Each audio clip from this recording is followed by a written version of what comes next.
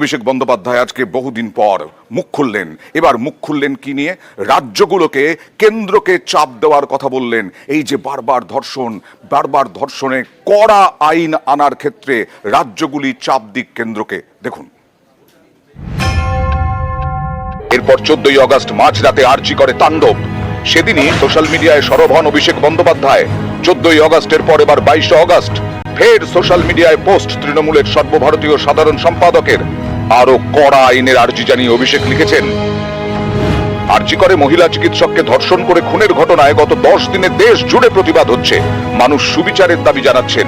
এই সময়ে দেশের বিভিন্ন প্রান্তে একের পর এক ধর্ষণের ঘটনা ঘটছে। গত 10 দিনে দেশে 900টি ধর্ষণের ঘটনা ঘটেছে।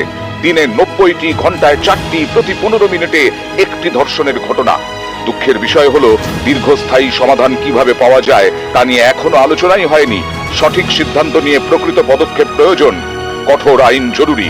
শুধু ফাঁপা প্রতিশ্রুতি নয়, 50 দিনের মধ্যে বিচার প্রক্রিয়া শেষ করে দোষীকে দৃষ্টান্তমূলক শাস্তি দেওয়া হোক। রাজ্য সরকারগুলির উচিত পদক্ষেপ করা। ধর্ষণ বিরোধী আইন দ্রুত তৈরিতে কেন্দ্রীয় সরকারকে চাপ দেওয়া হোক, যাতে দ্রুত বিচার হয়, কঠোর সাজা দেওয়া যায়। এর থেকে বিন্দুমাত্র কম হলে সেটা হবে নেহাতি প্রতীকী এবং নিরর্থক। ধর্ষণ ও খুন নিয়ে তোলপাড়ের মাঝে 14ই আগস্ট মাঝরাতে আরজি করে তাণ্ডব চলে। সেদিনই সোশ্যাল মিডিয়ায় ক্ষোভ প্রকাশ করেন অভিষেক। তৃণমূলের সর্বভারতীয় সাধারণ সম্পাদক লেখেন, আরজি করে রাতে যে তাণ্ডব চলল তা সব সীমা ছাড়িয়েছে। জনপ্রতিনিধি হিসেবে পুলিশ কমিশনারের সঙ্গে কথা বলেছি।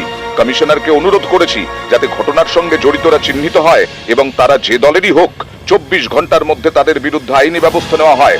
আন্দোলনকারী চিকিৎসকদের দাবি যুক্তিসঙ্গত, এটুকু তারা সরকারের কাছে দাবি করতেই পারেন। চিকিৎসকদের নিরাপত্তা অবশ্যই সবার আগে দেখা উচিত। এই অভিষেক কিছুদিন আগে নিজেকে দলীয় কাজ থেকে বিরত রেখেছিলেন।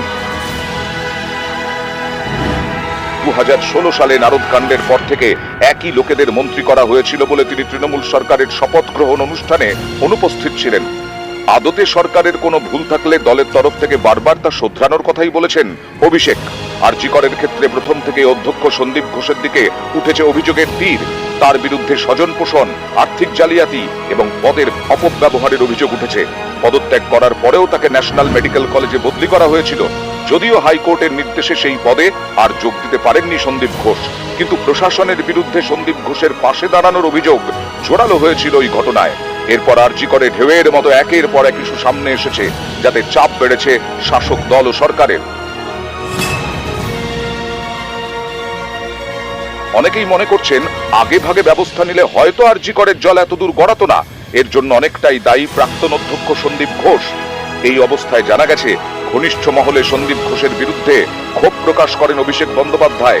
এবার আরো কড়া আইনের আর্জি জানিয়ে সোশ্যাল মিডিয়ায় সরব তৃণমূলের সর্বভারতীয় সাধারণ সম্পাদক।